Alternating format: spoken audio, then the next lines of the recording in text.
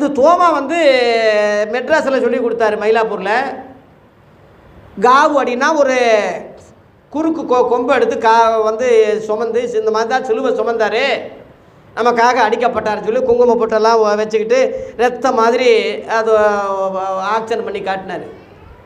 அந்த நாட்களில் அவருடைய ஊழியத்தில் ஏறக்குறைய 30 லட்சம் கிறிஸ்தவங்க இருந்ததாக சரித்திர குறிப்பு இருக்குது. வந்து சாமி விவேகானந்தர் ஞான தீப சுடர்னு சொல்லி ஒரு புஸ்தகத்தில் எழுதியிருக்கார். அவரே எழுதியிருக்கார், விவேகானந்தர் எழுதியிருக்காருன்னு சொன்னான், சும்மா சொல்லலை நான். இதுதான் காவிய உடை. காவு அடி, காவுன்னா பலி, காவு அடி. அதான் இப்போ திருவிழாவாக கொண்டாடி எதுக்கு கொண்டாடுறோம்னு அவனுக்கே தெரியாமல் கொண்டாடிக்கிட்டு இருக்கான்டா. உண்மை அர்த்தம் அதுதான். தோமா கையில் ஒரு ஈட்டி வச்சுருந்தாரு, அதான் வேலு. வேல் வேல் வெற்றி வேலுன்னு சொல்கிறது அந்த ஈட்டி தான் வேலு.